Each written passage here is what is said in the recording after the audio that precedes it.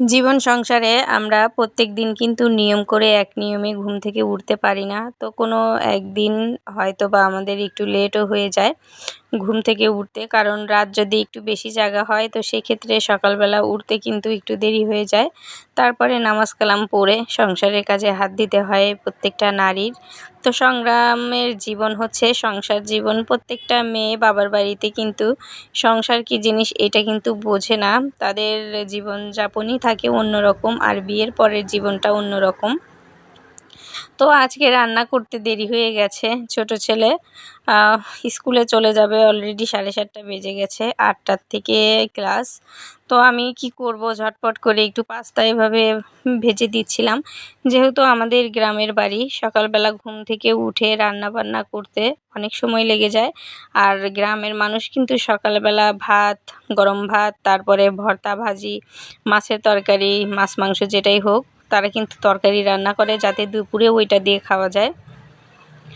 আর আপনার একদম বিকেলবেলা রান্না করে আসরের আজান যখন হয় তখন রান্না করতে যায়। তো গ্রামের জীবনটা আসলে এরকম। তবে আমাদের এলাকার আশেপাশে কিছু গ্রাম আছে যেখানে দুপুরেও রান্না হয়, 3 বেলাই রান্না হয়। কিন্তু আমরা ছোট থেকেই যে এলাকায় বসবাস করছি আর আমার বিয়েও হয়েছে যে এলাকায়, তো এই 2 এলাকাতে কিন্তু আমি দেখি যে একদম সকালে রান্না আর বিকেলে রান্না।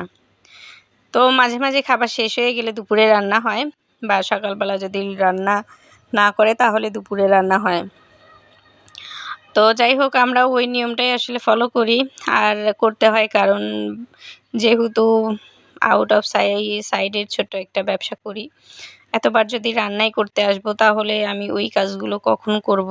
তো যাই হোক, ওই কাজগুলো করতেও তো সময় লাগবে। তো এখন আপনারা বলবেন যে ওই কাজ আমি কি কাজ করি? তো টেইলার্সের কাজ করা হয়, আর পাশাপাশি ছোট একটা পার্লার আছে। তো পার্লারের কাস্টমার যখন থাকে না তখন কিন্তু আমি বসে থাকি না। তখন আমি টেইলার্সের কাজগুলোও কিন্তু করে দেই। এইজন্য সবসময়ই ব্যস্ত থাকতে হয়। আর ব্যস্ততার কারণে আমি কিন্তু একদমই সময় করতে পারি না রান্নাবান্না করার।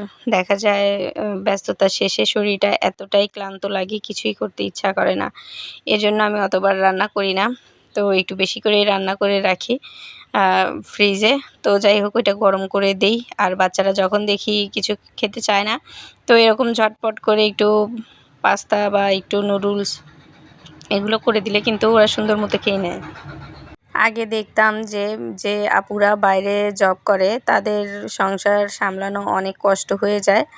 তো বাড়িতে বসে থেকে যদি ব্যবসা করা যায় তাহলেও কিন্তু সংসার সামলানো অনেক কষ্ট হয়ে যায়। আসলে এই জিনিসগুলো মানুষ মানুষকে বলতে পারে, কিন্তু যে যখন যার পজিশনে থাকে সেই শুধু জানে যে আসলে কতটা কষ্ট। তো ভিডিওটা কেমন হলো জানাবেন।